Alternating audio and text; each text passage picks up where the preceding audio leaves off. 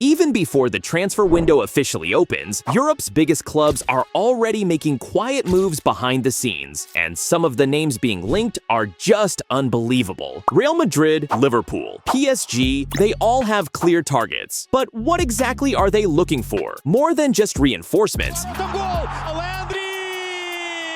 These clubs are hunting for game changers. Players who can fix their biggest weaknesses and maybe even define the next season. In this video, I'm going to show you the most vulnerable positions at the top clubs in Europe, the players already being scouted, some with advanced negotiations, and what no one is telling you, a potential comeback that sounds impossible, and a name that isn't even for sale, but has sparked a silent battle between giants, forcing one club to rethink its entire strategy. This isn't just bar talk, it's tactical analysis with insider info, all based on real market sources. If you love football, grab your popcorn, because the transfer market is about to explode, and you need to be ready when it does. Starting with the Blues, Chelsea might be the perfect example of how spending over €500 million can create more chaos than results. Under Bowley, Chelsea became a symbol of creative chaos, throwing fortunes at young prospects and handing out long-term contracts like stickers. In the last few windows alone, they spent over €600 million,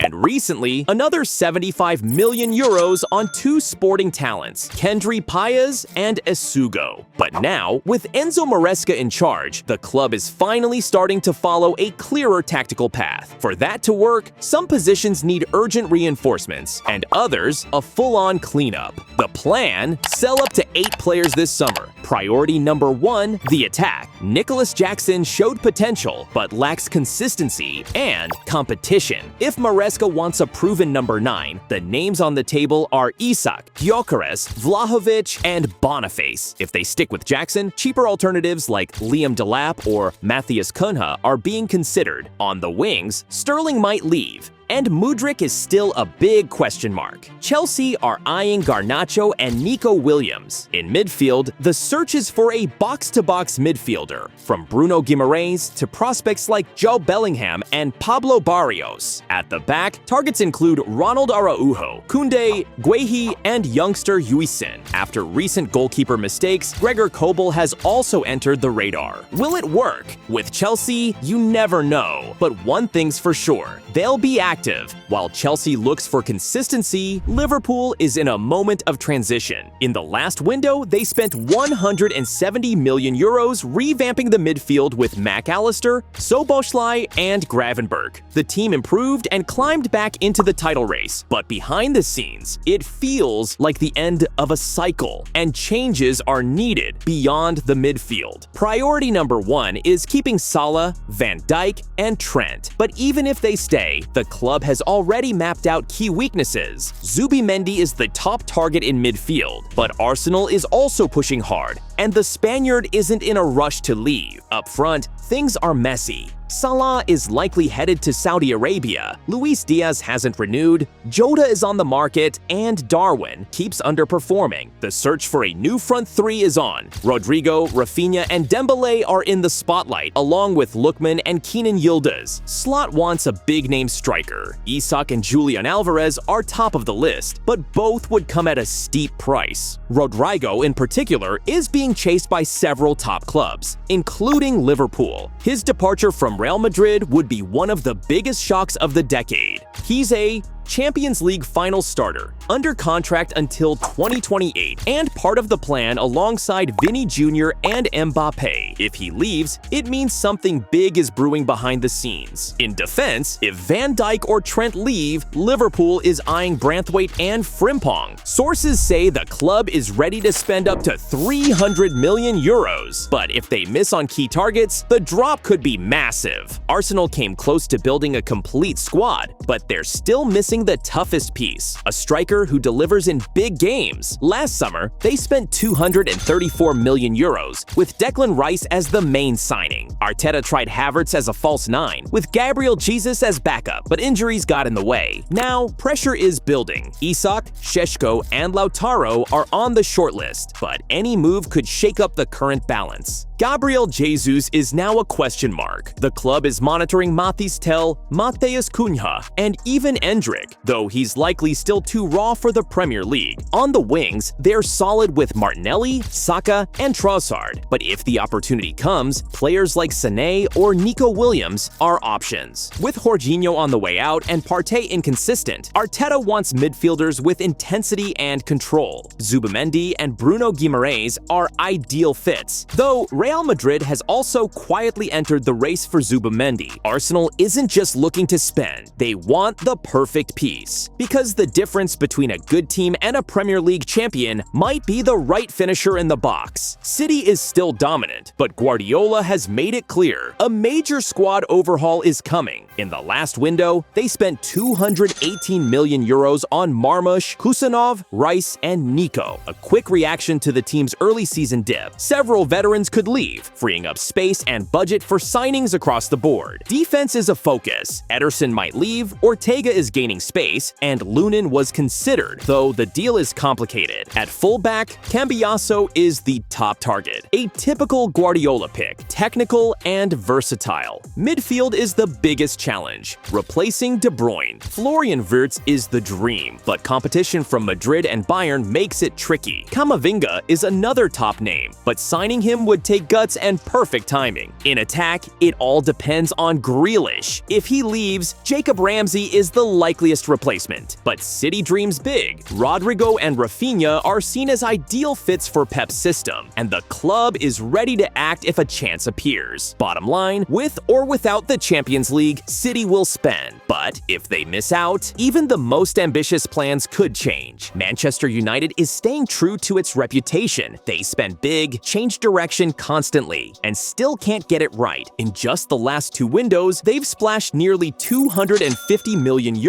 and the squad is still unbalanced and crying out for help in several areas. With Ruben Amorim arriving, this summer market could be wild. At the back, the three-man defense demands reliable players, something United currently lacks. Timber is still adapting. De Ligt is inconsistent. Martinez, Maguire, and Evans are stuck in the treatment room, and Lindelof is expected to leave. Their top target? Castello Lukeba from Leipzig, but Real Madrid, Liverpool, and Chelsea are also in the race. The fullbacks are a mess. Malaysia flopped, Shaw is constantly injured, Nuno Mendes and DeMarco are targets. But the most likely option is bringing Carreras back from his loan at Benfica. Up front, urgent action is needed. Højlund hasn't lived up to expectations, Xerxes didn't deliver, and the club is seriously considering a big money move for Victor Osimhen, possibly even involving Højlund in the deal. Other names being tracked: Samu Omorodion, Mateta, and Gyökeres, a familiar face for Amorim. There were also rumors about a blockbuster swap, Bruno Fernandes for Bayern's Jamal Musiala, but Amorim was quick to shut down the idea of Bruno leaving. Bottom line, United will spend again. The difference is that this time, Amorim wants to call the shots. Is this finally the turning point? Outside of England, things are heating up too. Barcelona is showing signs of financial recovery, but restrictions still apply. The big question is, will they be allowed to operate under the one-in, one-out rule? Because if not, all signings will depend on player sales, and Barca needs signings. The current drama? A potential Neymar comeback. Laporta would love the media hype, but new manager Hansi Flick isn't thrilled. At 33, Neymar lacks defensive work rate and doesn't fit the new system. The real priority is the left wing, currently filled by improvisations. Ansu Fati won't return, and Ferran Torres drifts between the bench and center forward. Deco is a big fan of Luis Diaz, who still hasn't renewed with Liverpool, but the Colombian is expensive and already 28. Rafael Leão is also on Laporta's list, but his price and lack of defensive commitment are concerns. The most likely name? Nico Williams, who nearly joined Barca after the Euros. At striker, Lewandowski is expected to stay another season, so there's no urgency for a new number 9. Isak and Gyökeres are being monitored, but they're expensive. A more realistic option, Jonathan David David, who could leave as a free agent. In defense, Ronald Araujo might leave. There's a clause in his contract if he doesn't get enough minutes. If that happens, Jonathan Tah, who reportedly has a pre-agreement, would take his place. At right back, Barca is eyeing Andre Ratsiu from Rayo, with Koundé needing a break. But as always at Camp Nou, no sales, no magic. In Italy, Inter are dominant on the pitch, but off the field, the mood is tense. They're leading Serie A with confidence, but financial restrictions are still holding them back. So any signings must be smart and strategic. Still, Simone Inzaghi has made it clear. Reinforcements are urgent. He's working with one of the oldest squads in Europe and knows he needs fresh legs, at least for rotation. In attack, Lautaro and Thuram have formed one of the best duos of the season, but Arnautovic and Correa are on their way out, and Taremi's future is unclear. Inzaghi has already pointed to two future-oriented targets: Santiago Castro, Bologna, and Nikola Kristovic, Lecce, young, cheap, and full of potential. In midfield, the focus is on renewing the team's spine. The club has already signed Pitar Sucic from Dinamo Zagreb and is eyeing Samuel Ricci, Torino's standout, valued at around 28 million euros. Another option is Curtis Jones from Liverpool, talented but potentially expensive. And then there are two bold dreams: Arda Güler and Nico Paz, both underused at Real Madrid. The idea would be to bring them on loan and give them real minutes. Both fit perfectly into Inzaghi's long-term vision. Inter may not make headlines with massive transfers, but if they get the pieces right, they can keep dominating in Italy and maybe push for more in Europe. In Turin, it's another season of change. Again, Thiago Motta is out and Igor Tudor is in. Changing managers has become routine at Juve, a club that's lost its grip on Italian dominance and is now trying to find itself again. The board keeps a close eye on Atalanta. They recently signed Koopmeiners from there, and now the targets are Lookman, Redeguy, and Ederson. According to Italian media, Lookman is the most likely option, especially after internal issues. Scalvini remains highly rated despite his injury, but any of these players would cost around 60 million euros. The big issue? Juventus still doesn't know what path to follow. Is Tudor the long-term plan, or just another phase? That question will shape the entire squad rebuild. In attack, the urgency is real. Vlahovic hasn't signed a new deal, and if it doesn't happen by summer, he's likely to leave. If he does, Juve could go after Kolo Muani, Retegui, or even Osimhen, depending on the cash they get. One thing is clear: Juventus wants to get back to the top, but before signing players, they need to figure out if they finally have a project worth building on. In Munich, the focus has been contract renewals. Davies, Musiala, and Kimmich have all re-signed, so new signings will depend on who leaves, and all signs point to Sané, Gnabry, or Coman being on their way out. Manager Vincent Kompany already has a top target, Jamie Byna-Gittens from Dortmund, but the price is steep, 100 million euros. Nico Williams and Xavi Simons are also on the list, and there are rumors of a verbal agreement with Nkunku, who hasn't found his form at Chelsea. A cheaper option is Rayan Cherki from Lyon, skillful, creative, but less explosive. Up front, Harry Kane is doing what he does best, scoring, but he needs a solid backup. Gyökeres and Šeško are on the radar, especially if Thomas Müller moves on. And of course, there's the dream signing, Florian Wirtz. Leverkusen doesn't want to sell him within Germany, but Bayern has done it before, and they do it again. In defense, the club is keeping an eye on Luke Ba, especially with uncertainty around Upamecano and Kim. If Kompany gets the pieces right, Bayern could be back in full force and ready to fight seriously for the Champions League again. Milan is sticking to its usual transfer philosophy, young talents with resale potential. It works financially, but it doesn't exactly excite the fans. The plan is to stick with that formula. Low-key signings, no big stars. If Tomori leaves, the replacement is likely Saba Goglichidze from Empoli. If Theo Hernandez goes, they'll go for Maxim de Kuyper from Brugge.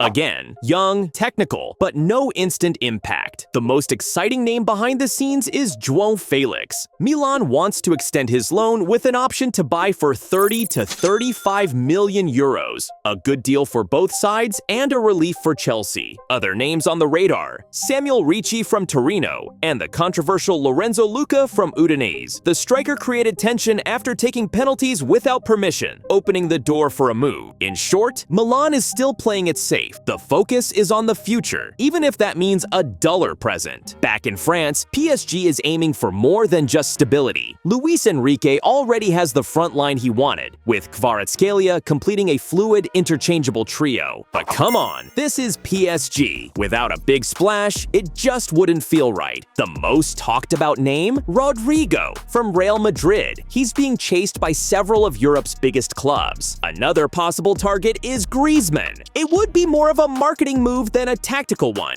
but his experience and football IQ could still add value. At the back, PSG flirted with Van Dijk, but that cooled off. Now, Ibrahima Konate is emerging as a real option, and he hasn't ruled out a return to France. Luis Enrique made one thing clear: money is not a problem. As he joked, at PSG, even the washing machine costs 400 euros, even though it works just like the €4 one. Bottom line, this squad is already strong, but if there's an opening to land another superstar, PSG won't hesitate. And finally, the club that always sets the pace in the transfer market, Real Madrid. The attack is sorted, but the defense needs work. Ancelotti even had to improvise with Asensio and Tchouaméni as center-backs, which says a lot. Florentino Perez trusts Ancelotti, but reinforcements are a must. The top name in defense? William Saliba from Arsenal, a top-tier signing, but expensive. More realistic targets include Van de Ven Tottenham or Castello Lukeba Leipzig. Christian Romero, Spurs, was also mentioned, but it all depends on the budget and Alaba's recovery. At fullback,